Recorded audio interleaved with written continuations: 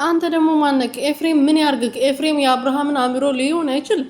አብርሃም ውስጥ ሊገባ አይችልም። የአእምሮ የሱ ውስጥ ገብቶ የአብርሃምን የሚያወራው ወይም ደግሞ አብርሃም የሚያደርገው ነገር ኤፍሬም ሊያደርግ አይችልም። ኤፍሬም ምን አድርጎ ነው የምትሉት እንዴ? ልጁ ከዚህ በላይ ምን ያደርግ እንዴ? አብርሃም መከረው ዘከረው። እስቲ የአባትነት ስሜት ይሰማከ። አባት ለልጁ ማድረግ ያለበትን ነገር አድርግ። ሚስትን አስከብራት፣ ልጅን አስከብረው፣ ራስን አስከብር ብሎ ቤተሰቦቻችን አንገታችን አታስደፋ፣ አንገታችን እያስደፋሃን ነው፣ ተው፣ ስነ ስርዓት ይኑር፣ ተከበር ብሎ ስንቴ መከረው።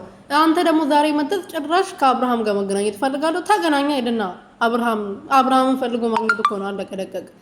በዛ ላይ ደግሞ ከፍቅር ጋር ፍቅርንም እየጎዳት ነው። ምን ፍቅር እያየቻለን እንደ ገባችበት እውነት ቢሆን ማለት ነው። ድራማ ስራ እንደሆነ ብናቅም ግን እውነት ከሆነ ቢሆን ብለን እናስበውና ፍቅርም እያየች አብርሃም ምን አይነት ሰው እንደሆነ በፊት የከዳት ወይም ደግሞ አብሮ የነበሩ የተለያዩ ከዛ ያገባ የወለደ ከዛ ውሽሚት ያመጣ ከዛ ደግሞ እሷን ሶስተኛ ደረጃ ላይ አስቀምጦ ያመጣት ወንድ እንደሆነ እያወቀች አይደል እንደ መጣ ከሱ ጋር የምትላላጠው። ስለዚህ እኛ ምን አገባን ታዲያ?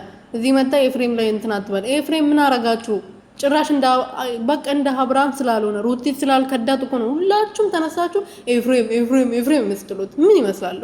ሰላም ሰላም ቤተሰቦች እንዴት ናችሁልኝ? እኔ ያለው እግዚአብሔር ይመስገን። በያላችሁበት ሰላማችሁ ብዝት ትርፍርፍ ይበልልኝ። ለዚህ ቤት ለዚህ ቻናል አዲስ የሆናችሁ ሰብስክራይብ እያደረጋችሁ ቤተሰቡ ነው የኔ ወርቅና እንቁ የሆናችሁ ቤተሰቦቼ።